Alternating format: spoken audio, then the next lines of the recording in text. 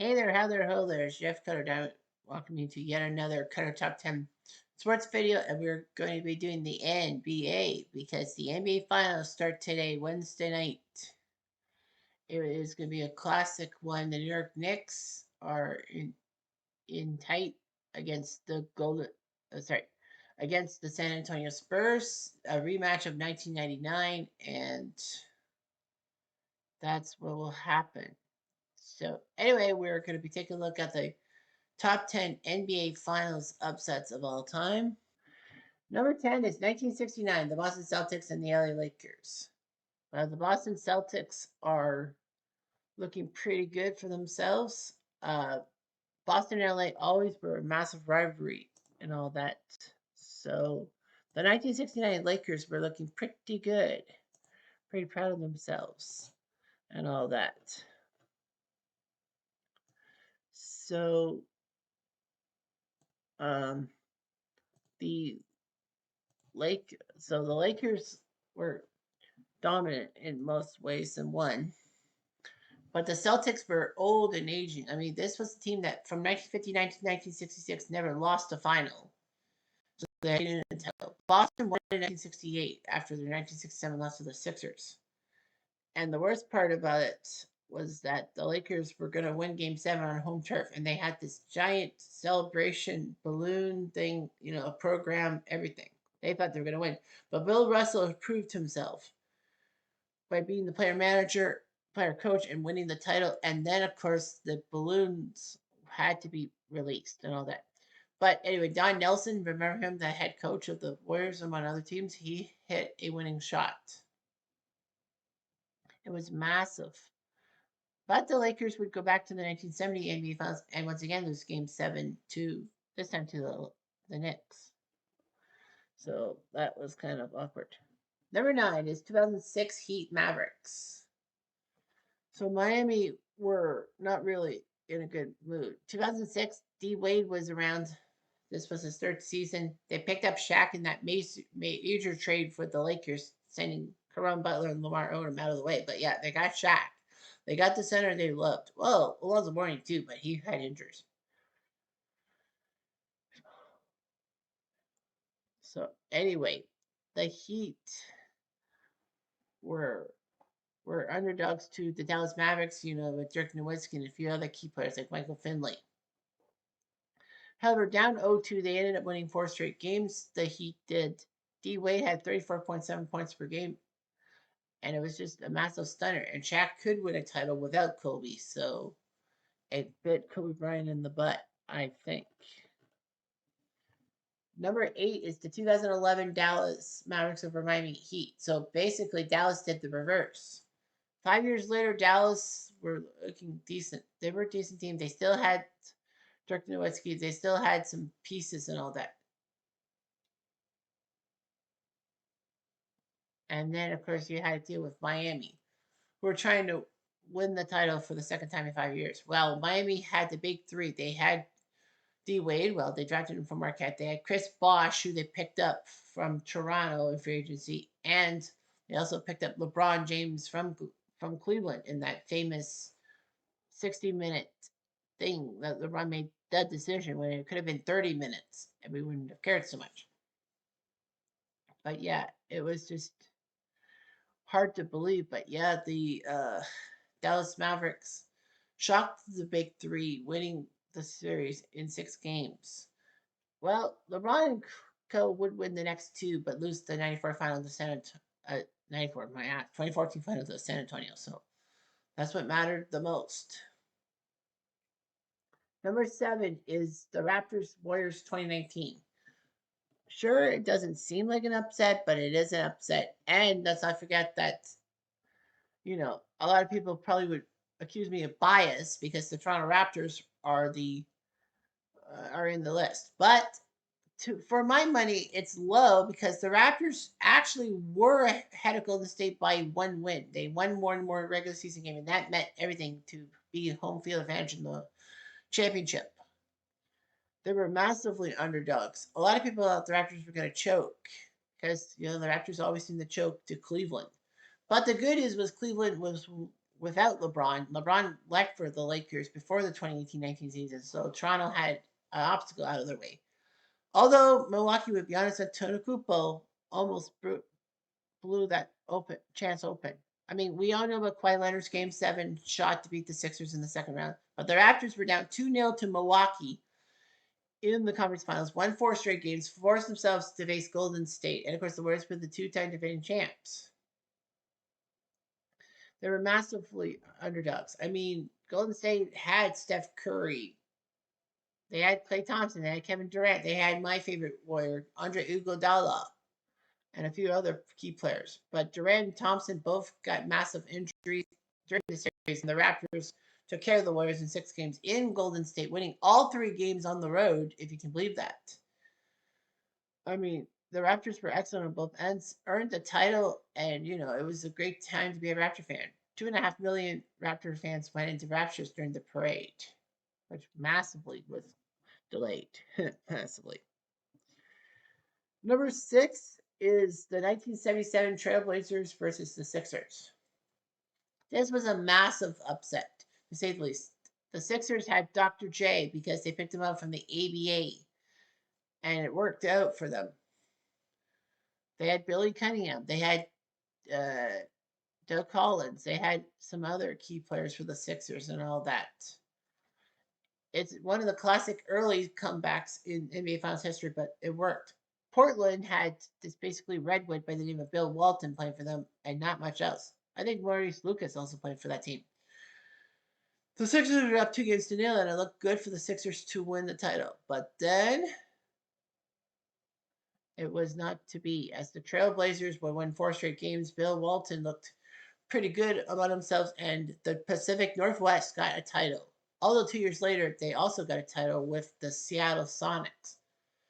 But yeah, the Portland Trailblazers did it. They won 4 straight, and it was funny seeing all the jerseys with the BLA said ERS on it. Oh yeah, I forgot to spur the Raptors one, but yeah, BLA said ERS. So that's what ended up happening. So yeah, it was actually amazing to see. Where's number 5? Oh, there they are. Okay, number 5 is the 1989 Pistons versus the Lakers. The Lakers were big in the 80s. If it wasn't them winning the title, it was the Celtics. So yeah, it was basically Lakers Celtics all over again. Magic versus Bird. The Lakers had won 2 straight titles and all that. The Pistons were a lesser known team. They used basically what they call the Jordan rules to ruin MJ in the playoffs. The Pistons were the bad boys with Len Beer, Isaiah Thomas, Rick Mahorn, Dennis Rodman even on that team, Adrian Dantley. You could name that. But yeah, the Lakers, Kareem Abdul-Jabbar, this was his final season in the NBA, and he wanted to go out on top. But somehow, in some freaking way, the Pistons swept them. The Lakers didn't just lose, they got swept. Well, the Pistons actually forced the Lakers to Game 7 in 1988 and lost, but the Pistons learned their lesson and all that. Injuries hurt the Lakers and sent Kareem into retirement. But, I mean, the Pistons winning the title as a underdog wouldn't be the last time.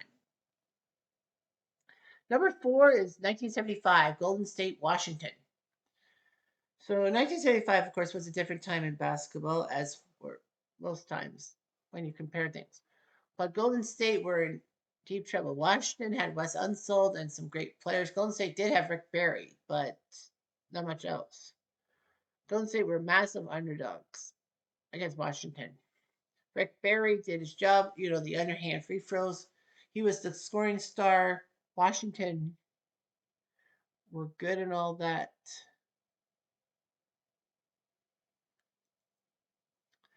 So, anyway, the Bullets doing their job.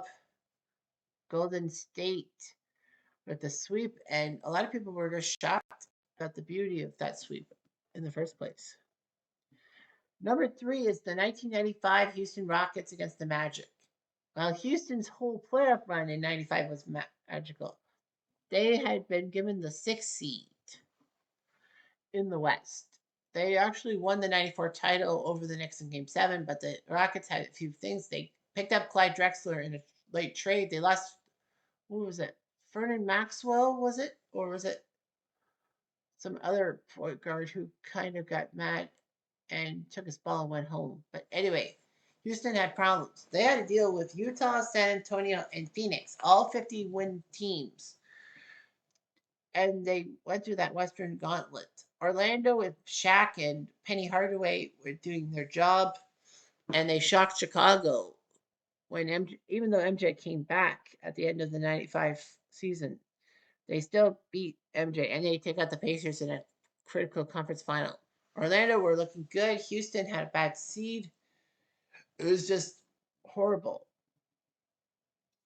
And also the fact that game 1 set the tone. Orlando was up by a few points. Nick Anderson had a chance to hit free throws that would have sunk Houston in game 1. What happened? They ended up losing. They ended up Nick Anderson couldn't make any free throws. Houston made a 3-pointer by Kenny Smith with like a second left in regulation. Hakeem with the tip in overtime. They won game 1 and then won the next 3. So Houston sweeps Orlando, and everyone was just shocked. Number 2 is the Cleveland Cavaliers versus Golden State 2016. Yeah, I know what you're going to say, that I'm off my rocker. Well, technically, number 1 was number 1 for a reason, because of betting odds and a lot of other things. Cleveland were a decent team. LeBron was playing his heart out. He got Cleveland to the 2007 finals against San Antonio, but they lost. He left for Miami, and the fans went nuts, burning his jersey and ripping his murals apart. But then he came back in 2014 to Cleveland, and fans basically unburned their stuff. So the Cavs were big. They took out Toronto, who were the number 1 seed in the East, but failed miserably. Golden State were the 2015 champions against Cleveland, and we're looking to go back to back. But Cleveland were not going to fall flat. And worst of all for Cleveland was that Golden State had won 73 games to be the all-time regular season wins leader by a team in NBA history. The Warriors were up very well. They were up 3-1 in the finals, and then all of a sudden, Draymond Green just had to get a massive technical foul and get himself a 1-game suspension. He lost game 5. Okay, fine. But game 6, Golden State couldn't beat Cleveland in Cleveland and set up a Sunday nighter game 7 on ABC with Mike Breen on the call. LeBron James made that famous move on Iguodala. He was seemingly out of the play, but then he made a massive block of a layup by Iguodala. And then Kyrie Irving, with like a minute left, scored. It was a massive comeback. I mean, no team had ever come back from 3-1 down in the NBA Finals until the Cavs did so. I mean, Golden State couldn't believe it. They won 73 games and got nothing. It's weird. All 4 sports, baseball, basketball, football, hockey, the best regular season team has never won. Baseball is the 116 win Seattle Mariners in 2001, not making the finals. Basketball, you had Golden State, 73 wins, of course, losing game 7. You had the Patriots losing the final to the Giants. And hockey, at the 65 win Bruins being swept down by the Panthers. But number 1, and a shocker, I know, but number 1 is 2004 Pistons Lakers. Remember when I said this wouldn't be the last time the Pistons would be in as a massive upset? Well, this was it. They had massive underdog status. The Lakers had Shaq and Kobe, and Rick Fox, and a few other pieces. I don't know if Ori was still there, but they decided to add a few pieces. Gary Payton they took from Seattle, and Karl Malone they took from Utah, which is shocking. I mean, Utah separated Malone and Stockton. That would be brutal. Stockton chose loyalty, still playing for Utah all those years. Karl Malone did not. So yeah, you had Karl Malone, you had Gary Payton, and you had Shaq and Kobe. It looked pretty good. The Lakers were going to win and look good. Detroit were underdogs. They drafted second Darko Milicic, terrible first round pick in 2003. The Pistons had Chauncey Billups, who was discarded by many teams, including my Raptors.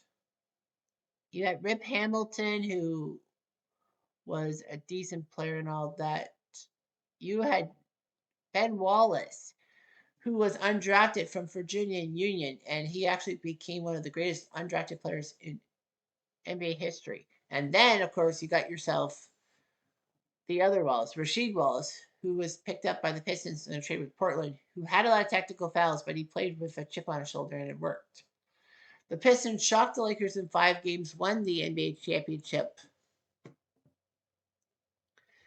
and that was just amazing to see the Pistons beat the Lakers using their little known players and actually crushing the dreams of the big name Lakers.